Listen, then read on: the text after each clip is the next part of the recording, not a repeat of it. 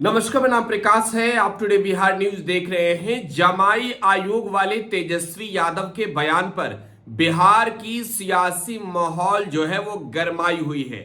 इस बीच अब तेजस्वी यादव के साथ बिहार में कांग्रेस के नेता भी खड़े हो गए हैं। दरअसल बिहार सरकार ने जो अलग अलग आयोगों में लोगों को जगह दी है, उसमें अशोक चौधरी के दामाद को जगह मिली है, स्वर्गीय रामविलास पासवान के दामाद को जगह मिली है, केंद्रीय मंत्री जीतन राम मांझी के दामाद को जगह मिली है। और तेजस्वी यादव ने कहा कि इसे जमाई आयोग ही क्यों नहीं बना देते। अब सयन कुणाल जो न्यास परिषद के सदस्य बने हैं, इस पर अशोक चौधरी ने प्रतिक्रिया दी कि आरएसएस के कोटे से हुआ है। तो देखिए, कांग्रेस ने भी पलटवार किया है। बिहार कांग्रेस के विधायक दल के नेता शकील अहमद खान ने बड़ा बयान दिया है। शकील अहमद खान ने कहा है कि आरएसएस तो कहती है हमारा किसी पॉलिटिकल पार्टी में इंटरफेयर ही नहीं है, तो फिर कोटा कहां से? जरा सुनिए। राष्ट्रीय स्वयं सेवक संघ आरएसएस एक तारीखी नाम है और इसकी तारीख से जुड़े हुए कई अध्याय हैं।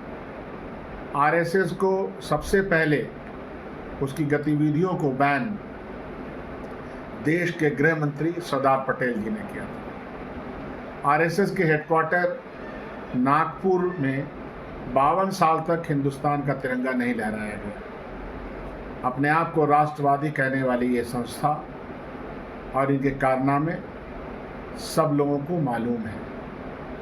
राष्ट्रीय स्वयंसेवक के लोग ये कहते हैं कि उनका राजनीतिक हस्तक्षेप से कोई मतलब नहीं है, चाहे वो कोई भी पॉलिटिकल पार्टी हो। लेकिन आज बिहार की मौजूदा सरकार के एक मंत्री ने यह बयान दिया है कि आरएसएस के द्वारा अपॉइंटमेंट किया गया है और यह अपॉइंटमेंट में मौजूदा सरकार की कोई गलती नहीं है, बल्कि रिकमेंडेशन चूँकि आरएसएस का था तो कर दिया गया, लाभ का पद दिया गया।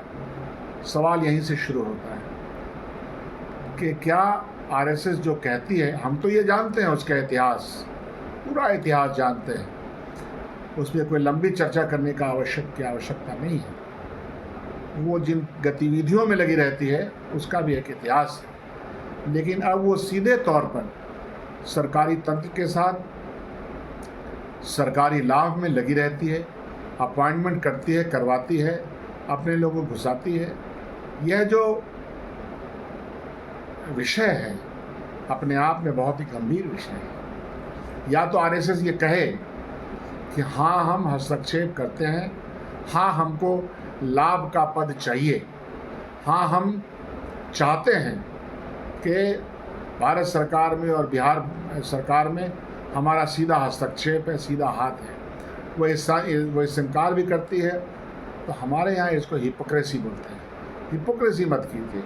आप सरकार में एंट्री ले रहे हैं, ले चुके हैं और आपकी गतिविधियाँ हमको मालूम है।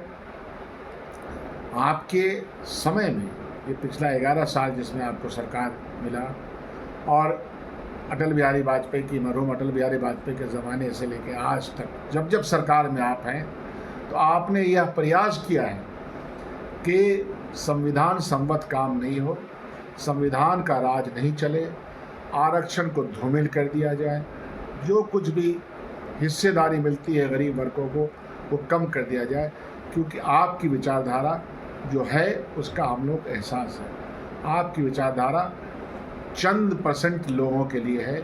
आपकी विचारधारा ने ही गांधी जी की हत्या में अपना रोल प्ले किया। ये सब इतिहास का विषय है, मैं चर्चा में इस पर ज़्यादा नहीं जाना चाहता। लेकिन जो फैक्ट है, जो किताबों में है, जो इतिहास में है, और यह पढ़ने लेना चाहिए। आरएसएस के ऊपर जब बैन लगाया सरदार पटेल जी ने, तो उन्होंने जो आरएसएस के चीफ को चिट्ठी लिखी थी, वो क्या चिट्ठी थी, उसमें क्या शब्द कहे गए थे। तो सीधा साधा ये बात है कि बिहार सरकार को इन सब कामों से परहेज़ करना चाहिए, लेकिन वो परहेज़ नहीं करेगी। हम इसकी घोर निंदा भी करते हैं और विरोध भी करते हैं। तो बिहार सरकार के मंत्री अशोक चौधरी के बयान पर अब बिहार में फिर से सियासी माहौल गर्मा गई है। दरअसल एक और तेजस्वी यादव को घेरने के लिए अशोक चौधरी ने बयान दिए, तो दूसरी ओर अब उल्टा उनके बयान पर गए हैं, क्योंकि एक और आरएसएस का वो बयान कि हमारा कोई पॉलिटिकल इंटरफेयर किसी दल के साथ नहीं है। दूसरी ओर अशोक चौधरी का यह बयान जिसमें वो कह रहे हैं कि आरएसएस के कोटे से उनके दामाद बिहार सरकार के न्यास परिषद के सदस्य बने हैं। तो अब शकील अहमद खान ने कहा है कि हो क्या रहा है जी, बताओ। फिलहाल आप टुडे बिहार न्यूज के साथ बने रहें। धन्यवाद।